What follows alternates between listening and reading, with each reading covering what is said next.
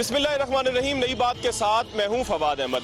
नाज़रीन, सर्दी हो, गर्मी हो, खिजा हो, बहार हो, बरसती बारिश हो, तूफान हो, आंधी हो या कोरोना वायरस, वो मौजूद है, वो खड़ा है। सड़कों पर, चौराहों पर, गलियों में, बाजारों में पुलिस एहलकार मौजूद है, मेरी आपकी हिफाजत के लिए मौजूद है, चाहे हालात जैसे भी हों। आज का हमारा प्रोग्राम उस पुलिस एहलकार के नाम होगी कि जो मेरी और आपकी हिफाजत के लिए हर मौके पर मौजूद है, तैयार है, मुस्तैद है, बेदार है। चलते हैं प्रोग्राम की तरफ।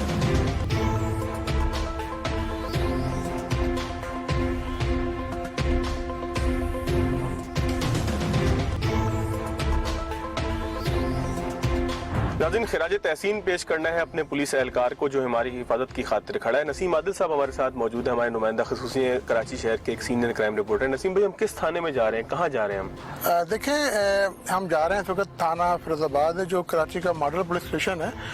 जब कराची मॉडल पुलिस से क्या मुराद है? मॉडल थाना यह है कि जब कराची पुलिस चीफ गुलाम नबी मेमन जब यहाँ तैनात हुए थे आज से 2 साल के करीब लगभग, तो उनकी ये एक पॉलिसी थी कि कराची में थाने कम करके 2 थानों को एक करके उनको मॉडल थाना। पहले कितने थे थाने कराची में? पहले थाने थे 112 और अब थाने हैं 108।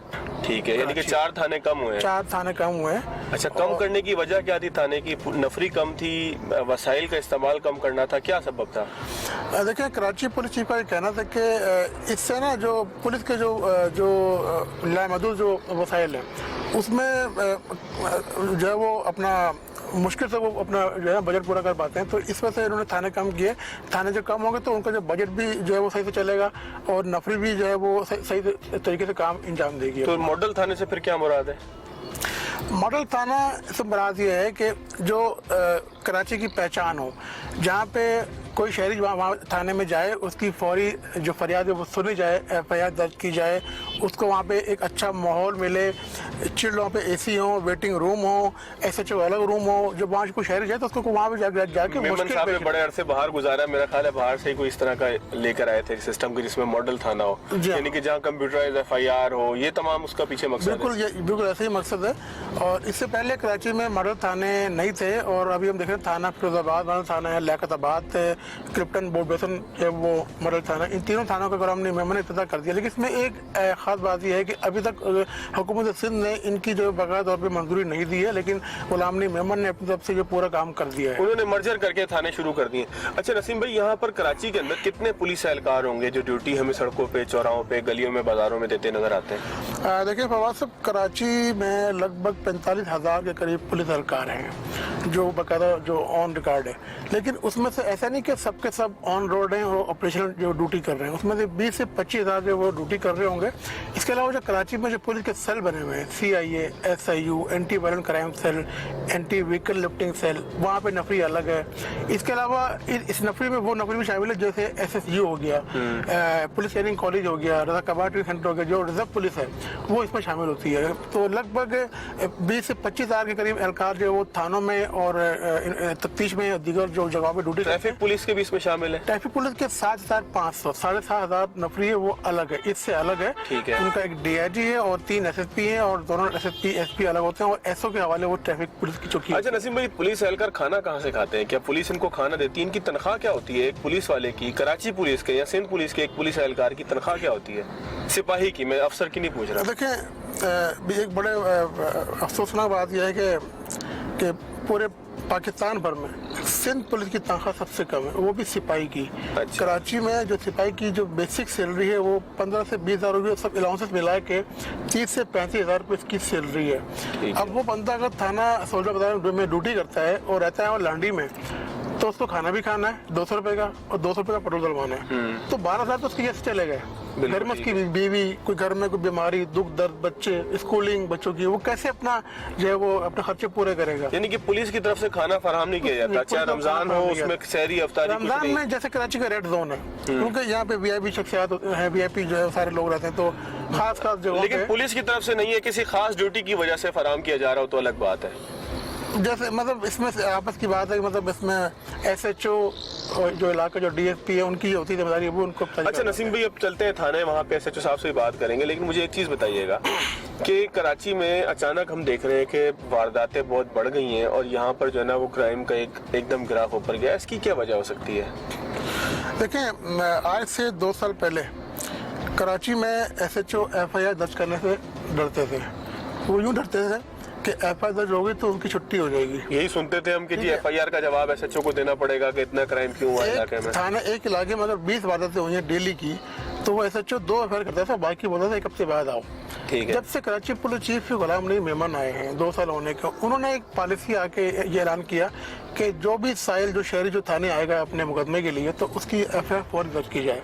हुआ यह है कि जो एफआईआर का इंदराज है वो डेली की बुनियाद पे हो रहा है, तो इसलिए ऐसा लगता है यानी कि पहले एक क्राइम हुआ उसकी एफआईआर या तो लोगों ने दर्ज नहीं कराई कि मुश्किल काम है, या एसएचओ साहब भी नहीं चाहते थे कि एफआईआर दर्ज हो। अब आप वो कहते हैं कि एफआईआर दर्ज होना शुरू हुई है जिसकी वजह से रिपोर्टेड क्राइम ज्यादा हो गया है। बिल्कुल एग्जैक्टली यही वजह है कि बाइक छीनी गई, बाइक मतलब मोटरसाइकिल चोरी हुई, छीनी गई, डकैती, जो भी वाक़या उसकी फौरी एफआईआर का इंतजार हो रहा है। मोबाइल फ़ोन छीना गया, मुकदमा हो गया, एफआईआर हो गई। तो इसलिए लगता है ऐसा कि कराची में स्ट्रीट क्राइम बहुत ज़्यादा बढ़ गया है।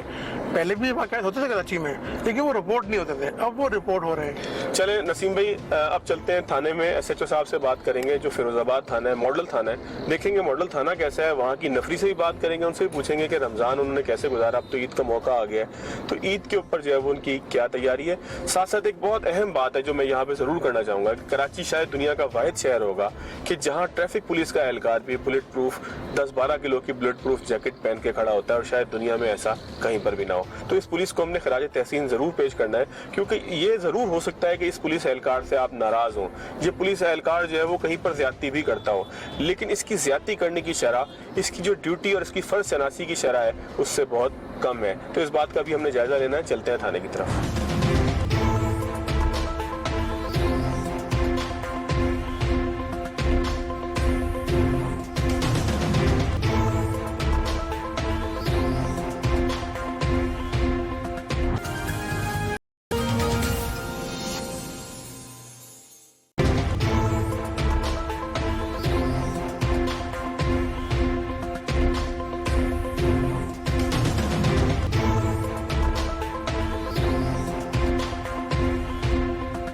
मौजूद हैं फिरोजाबाद थाने की खूबसूरत बिल्डिंग में। जैसे नसीम आदिल साहब ने गाड़ी में आते हुए रास्ते में बताया था कि खूबसूरत बिल्डिंग आपके इस्तकबाल के लिए मौजूद होगी, और वाकई ऐसा है। हमारे साथ इस थाने के एसएचओ औरंगजेब खट्टक साहब मौजूद हैं। खट्टक साहब, थाना तो माशाल्लाह आपका बड़ा खूबसूरत है। नसीम भाई ये तस्करा कर रहे थे कि मॉडल थाना है, मॉडल थाने का मतलब ये है कि एक खूबसूरत सा थाना की एक बिल्डिंग होगी जो इस्तकबाल करेगी, और थाना वाकई जैसे नसीम भाई ने कहा था वैसे ही है। ये बताएं कि एक साइल आता है, इस दरवाजे से दाखिल हुआ जहाँ से हम हुए, उसके बाद उसको यहाँ पर क्या ऐसा मिलेगा कि जो एक आम थाने में नहीं था?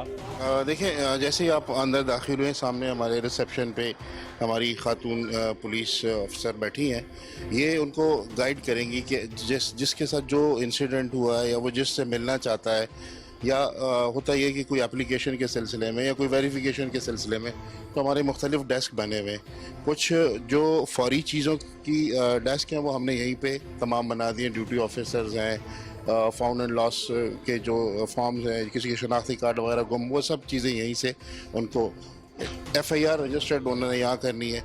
तो हमारा जो रिसेप्शन पे जो हमारी रिप्रेजेंटेटिव बैठी हैं वो उनको गाइड करती है कि आपने किस डेस्क के ऊपर जाना है, और जिसके पास अगर उनके पास यहाँ रश है तो वो सामने विजिटर्स में वेटिंग रूम भी मौजूद है। अच्छा औरंगजेब साहब, थानों में एक बड़ी एक अजीबोगरीब सूरत हाल ही होती थी आज से पहले जो हमने देखी, पता नहीं अब सूरत हाल कैसी है, आप बताएंगे। नसीम भाई कहते हैं कि तब्दील हुई है। जब हम एसएचओ साहब के पास आते थे, यानी कि आप जैसे किसी और अफसर के पास जाते थे, तो वो एफआईआर दर्ज करने में टाल मटोल करता था, लेकिन नसीम भाई कह रहे हैं कि अब वो भी मॉडल थाने के अंदर खास तौर पर, अमूमी तौर पर कराची में, सिंध में खास तौर पर इसमें तब्दीली आई है। क्या वाकई ऐसा है? बिल्कुल 101% तब्दीली आई है। उसमें यह है कि अब एफआईआर ना काटने पे आपकी सरजनिश होती है, काटने पे नहीं होती।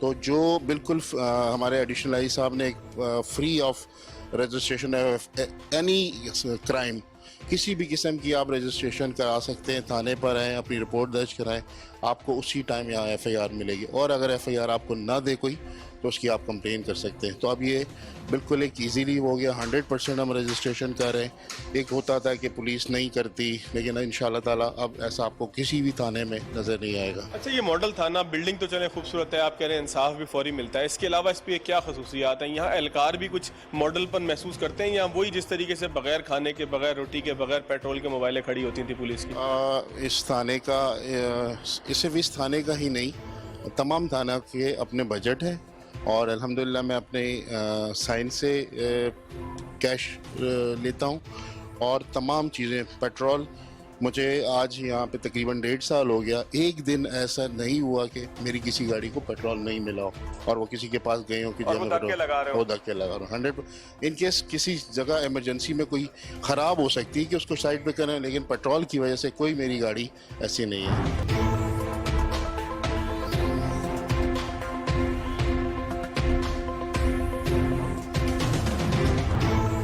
एसएचओ साहब इलाके के गश्त पे जा रहे हैं, चलते हैं उनके साथ, देखते हैं कि किस इलाके में जा रहे हैं। वहाँ पुलिस एहलकारों से भी बात करेंगे, उनसे पूछेंगे कि सहरी और अफ्तारी का क्या इंतजाम था, पुलिस की तरफ से था या वो अपनी मदद आपके तहत करते थे। एसएचओ साहब के पीछे चलते हैं वो इलाके में उनके।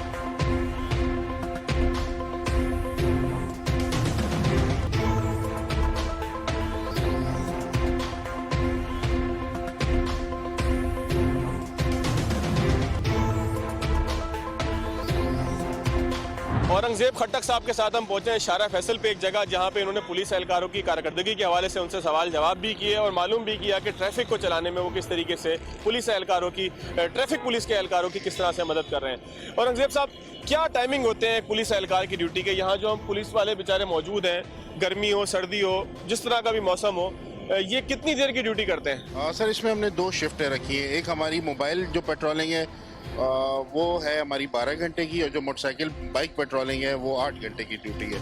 ड्यूटी अफसर में तो थाने को हमने इस तरह तकसीम किया हुआ है कि एक हफ्ता एक की 12 घंटे, तो उसके बाद उसकी 8 घंटे नौकरी आती है।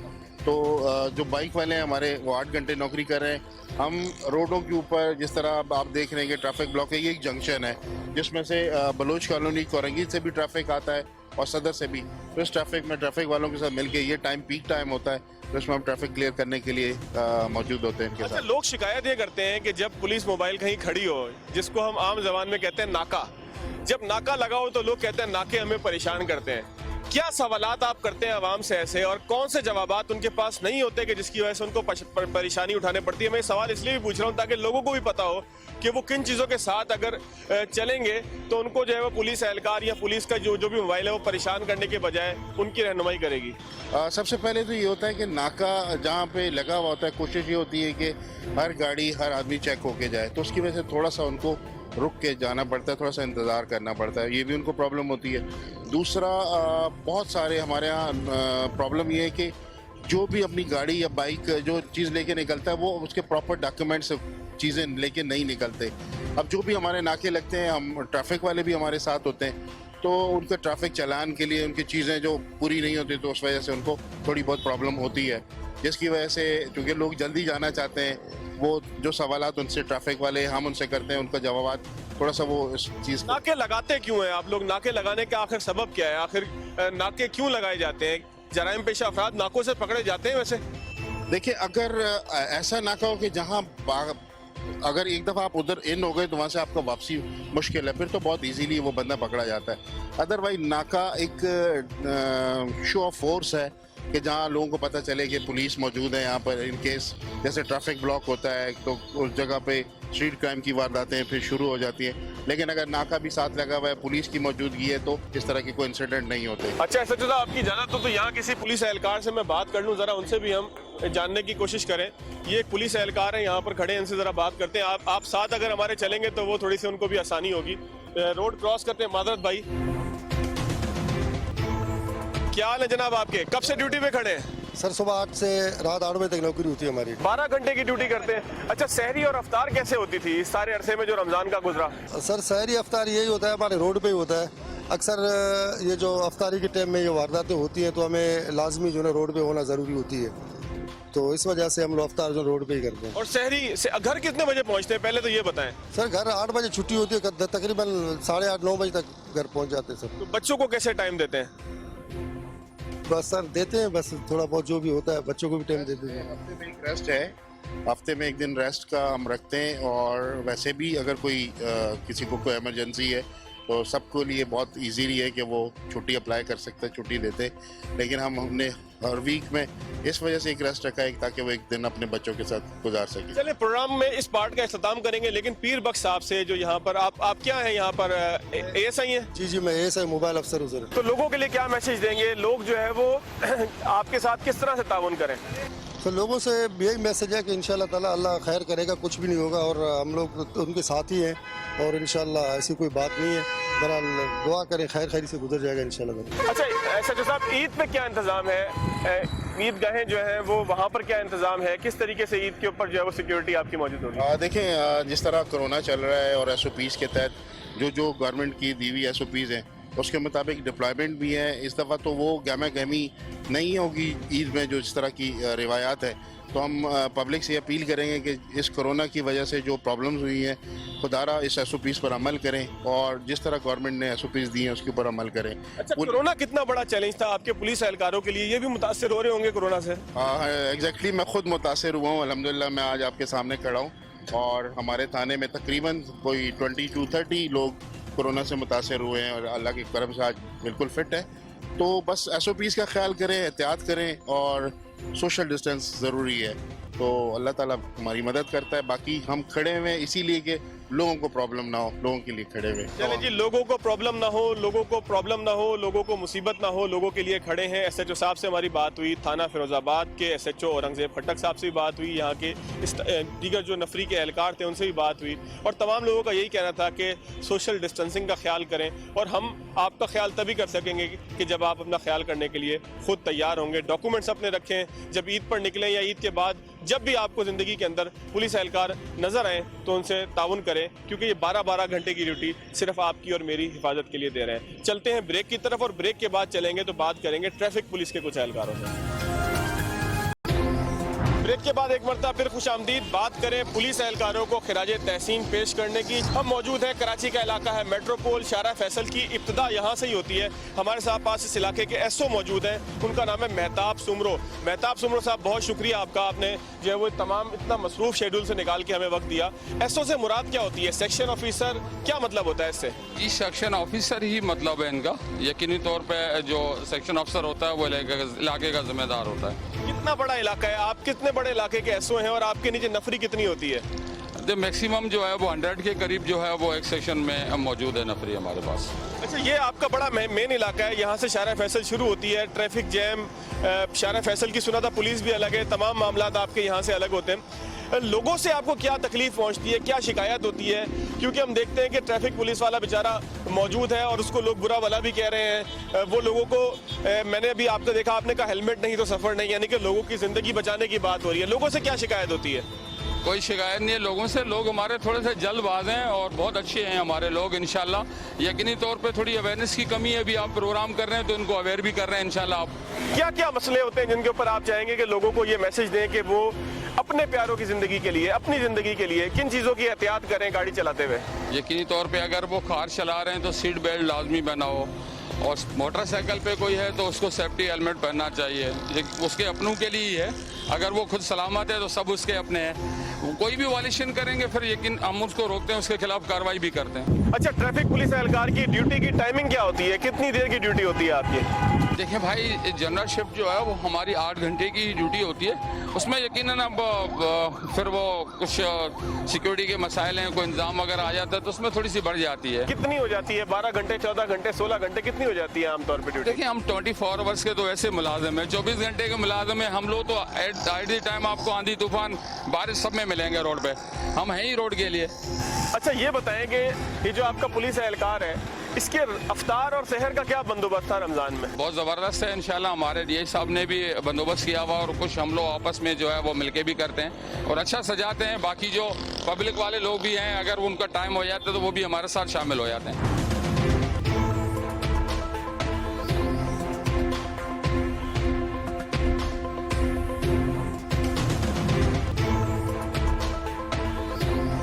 एक पुलिस एहलकार से भी बात करते हैं। हम यहाँ पे देख रहे हैं खसूसी बैंड है जिस पे लिखा है शारा फैसल।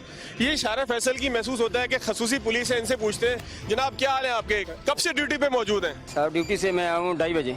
अच्छा, ये बताएं कि अफ्तार का बंदोबस्त आपका कैसे होता है?